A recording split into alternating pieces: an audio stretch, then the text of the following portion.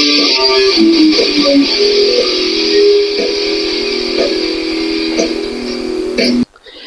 everyone, welcome to Logan's Mosh Pit. Glad to have you here. Do me a favor and please subscribe if you haven't already. Yes indeed, time for another rock and read. Today we will dive into a new book titled No Regrets by Ace Frehley from Kiss. Let's get started with Chapter 1. Chapter 1 is called Draw Straws. When I was a kid, I used to carry around this awful image in my head. A picture of three men tangled awkwardly in high-tension wires 50 feet in the air, their lifeless bodies crisping in the midday sun. The horror they endured was shared with me by my father, an electrical engineer who worked, among other places, at the U.S. Military Academy at West Point, New York, helping with the installation of a new power plant in the 1950s. Carl Frehley was a man of his times. He worked long hours, multiple jobs, did the best he could to provide a home for his wife and kids.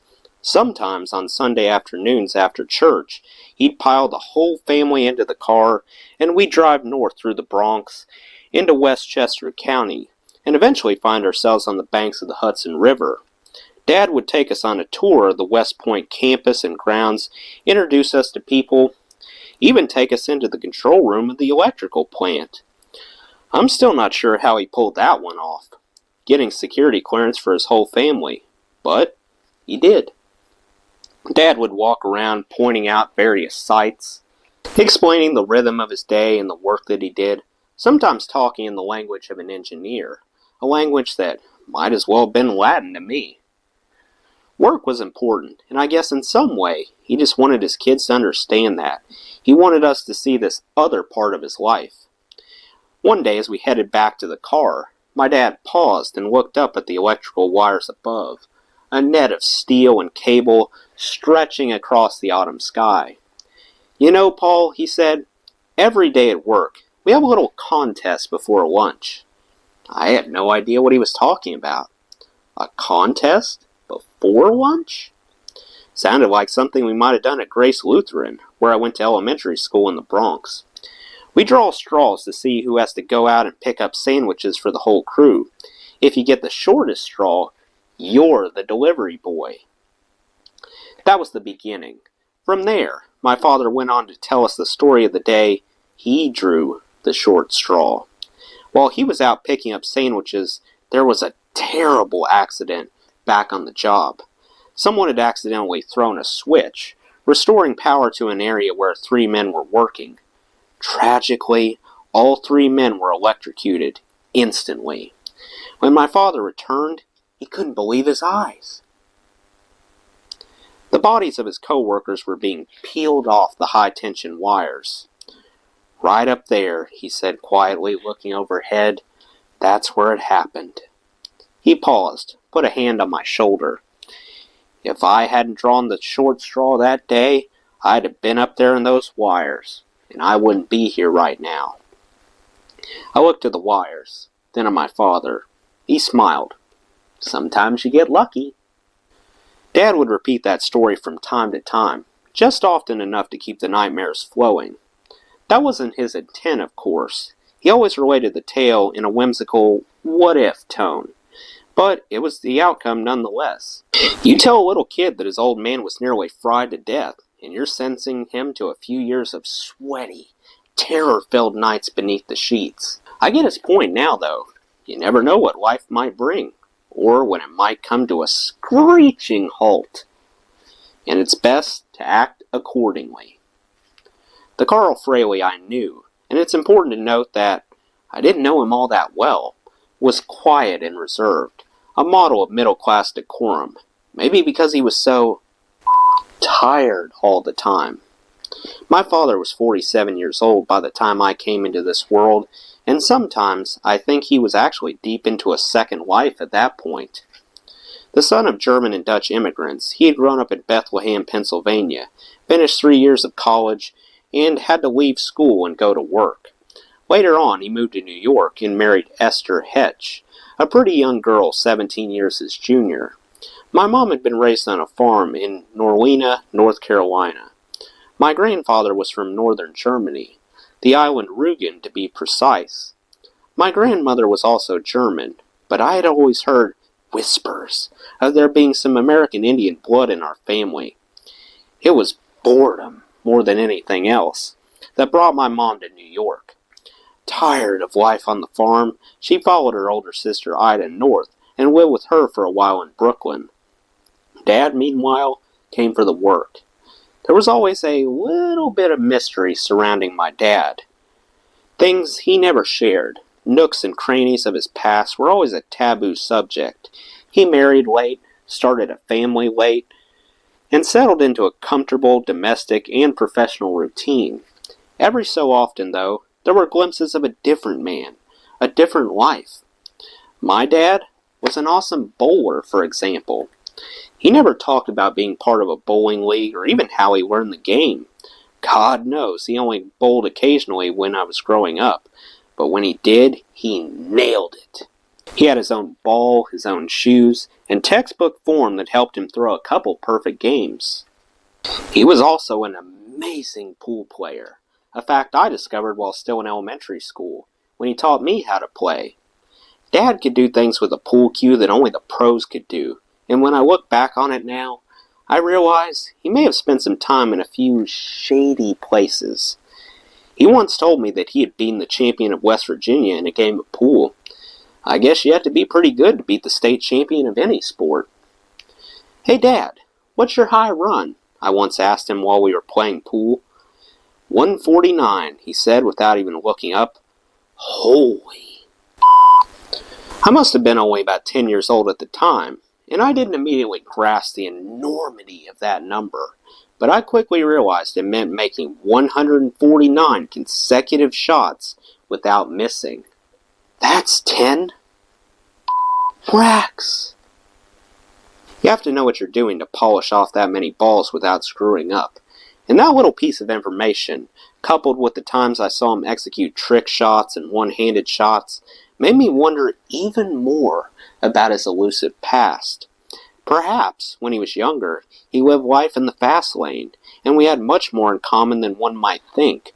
Maybe, just maybe, Carl Frehley kicked some butt. It's kind of fun to think so anyway. I grew up just off Mashulo Parkway in the Bronx, not far from the New York Botanical Garden and Bronx Zoo. It was a middle-class neighborhood of mixed ethnic backgrounds, consisting of mostly German, Irish, Jewish, and Italian families. Ours was pretty normal and loving, a fact I came to appreciate even more after I began hanging out with some serious badasses who were always trying to escape their violent home lives. Conversely, my dad never hit me as a child, but I often wondered how much he really cared about me, since we never did anything together one-on-one.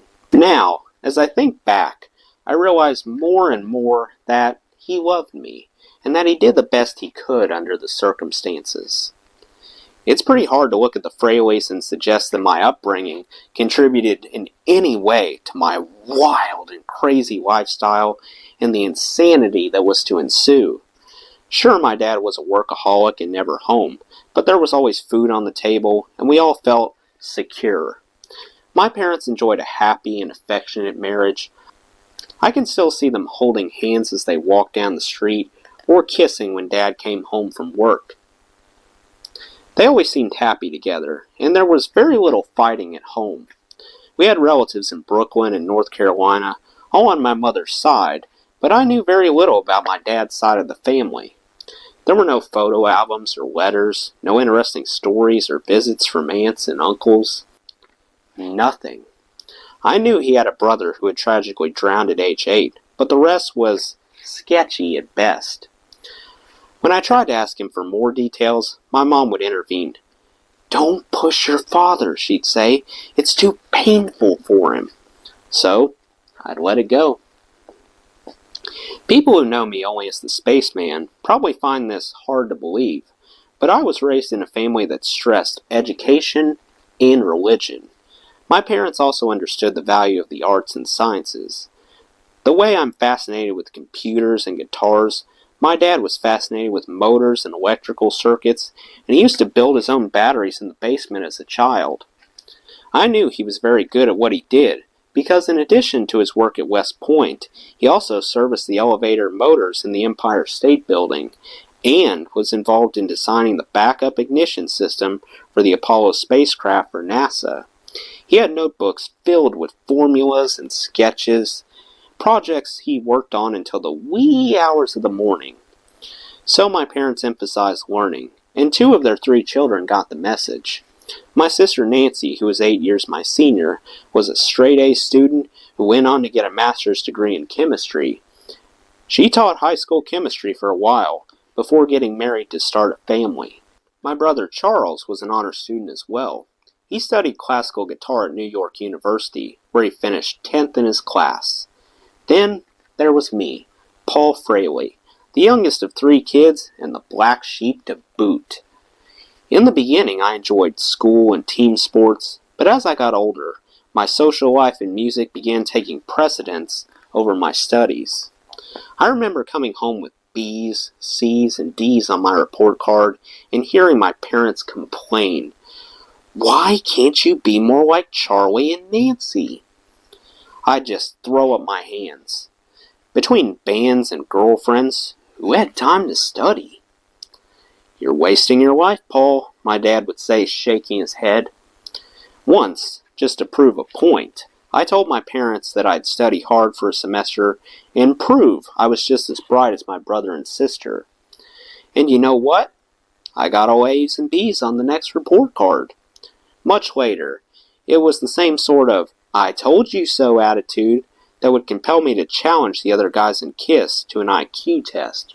Just for the record, I scored highest, 163, which is considered genius.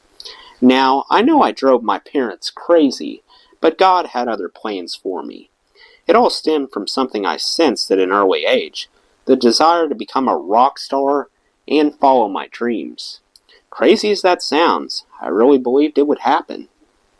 You can partially credit my blind ambition to Mom and Dad. You see, if there was a common thread within our family, it was music. Thanks to the influence of our parents, all the Frehley kids played instruments. My father was an accomplished concert pianist. He could perform Chopin and Mozart effortlessly. My mom played the piano too, and she enjoyed banging out a few tunes at family gatherings. Charlie and Nancy took piano lessons and performed at recitals as well. They eventually started fooling around with the guitar and formed a folk group, but that was never my cup of tea. From the beginning, I was drawn to rock and roll, and started figuring out songs by the Beatles and the Stones on my brother's acoustic guitar. One day, by chance, I picked up my friend's new electric guitar and checked it out.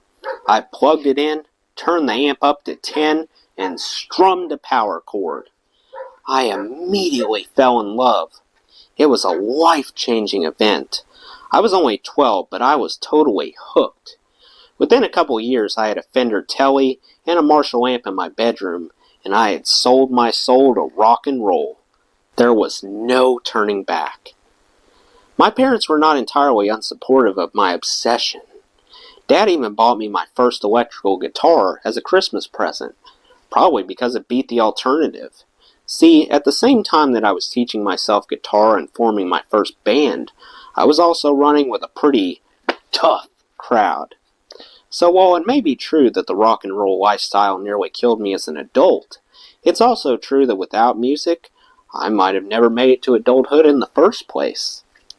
I started hanging out with the toughest guys in the neighborhood while I was still in grammar school, playing poker, drinking, cutting school, generally just looking for trouble.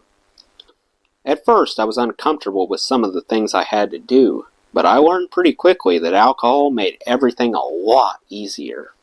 I didn't like to fight, but fearlessness came with a few beers.